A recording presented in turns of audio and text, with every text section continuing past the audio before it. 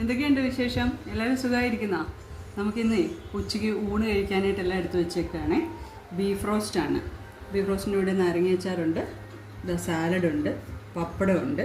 പപ്പടം ഒരു കഷ്ണേ എടുത്തുള്ളൂ കേട്ടോ, എല്ലാം എണ്ണയിലൊക്കെ ഉള്ളതല്ലേന്ന് വെച്ചു.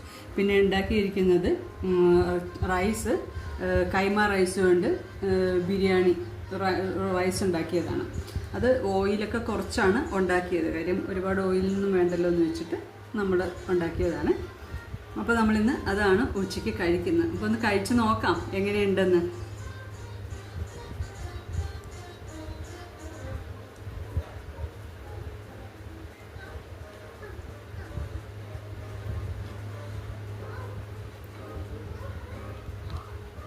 സൂപ്പറായിട്ടുണ്ട്.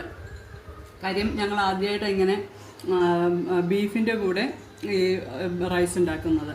സാധാരണ ചിക്കൻ്റെ കൂടെയാണ് ഉണ്ടാക്കുന്നത്. അപ്പോൾ ഇന്ന് ഒന്ന് നമുക്കെങ്ങനെ ട്രൈ ചെയ്ത് നോക്കാമെന്ന് പറഞ്ഞ് ഉണ്ടാക്കിയതാണ്. സൂപ്പറായിട്ടുണ്ട്. കമൻറ്റ് ചെയ്യണം കേട്ടോ. എല്ലാവരും ബീഫൊക്കെ നല്ല സോഫ്റ്റായിട്ട് വെന്തിട്ടൊക്കെ ഉണ്ട്, നല്ല ടേസ്റ്റൊക്കെ ഉണ്ട്. എല്ലാവരും എന്തായാലും ഫുഡ് ഉച്ചയ്ക്ക് കമൻറ്റ് ചെയ്യണം കേട്ടോ. ബായ്. എന്തൊക്കെയുണ്ട് വിശേഷം? എല്ലാവരും സുഖമായിരിക്കുന്നോ? നമുക്കിന്ന് ഉച്ചയ്ക്ക് ഊണ് കഴിക്കാനായിട്ട് എല്ലാം എടുത്ത് വെച്ചേക്കാണ്. ബീഫ് റോസ്റ്റാണ്. ബീഫ് റോസ്റ്റിൻ്റെ കൂടെ നാരങ്ങയച്ചാറുണ്ട്, സാലഡുണ്ട്, പപ്പടമുണ്ട്. പപ്പടം ഒരു കഷ്ണേ എടുത്തുള്ളൂ കേട്ടോ, എല്ലാം എണ്ണയിലൊക്കെ ഉള്ളതല്ലേന്ന് വെച്ചു.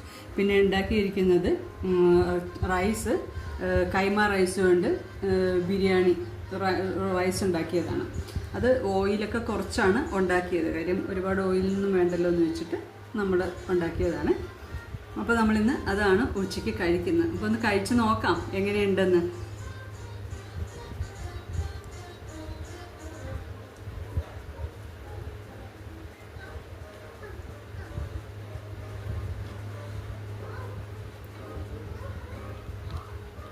സൂപ്പറായിട്ടുണ്ട്.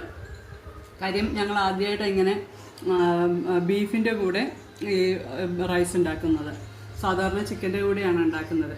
അപ്പോൾ ഇന്ന് ഒന്ന് നമുക്കെങ്ങനെ ട്രൈ ചെയ്ത് നോക്കാമെന്ന് പറഞ്ഞ് ഉണ്ടാക്കിയതാണ്. സൂപ്പറായിട്ടുണ്ട്. കമൻറ്റ് ചെയ്യണം കേട്ടോ. എല്ലാവരും ബീഫൊക്കെ നല്ല സോഫ്റ്റായിട്ട് വെന്തിട്ടൊക്കെ ഉണ്ട്, നല്ല ടേസ്റ്റൊക്കെ ഉണ്ട്. എല്ലാവരും എന്തായാലും ഫുഡ് ഉച്ചയ്ക്ക് കമൻറ്റ് ചെയ്യണം കേട്ടോ. ബായ്.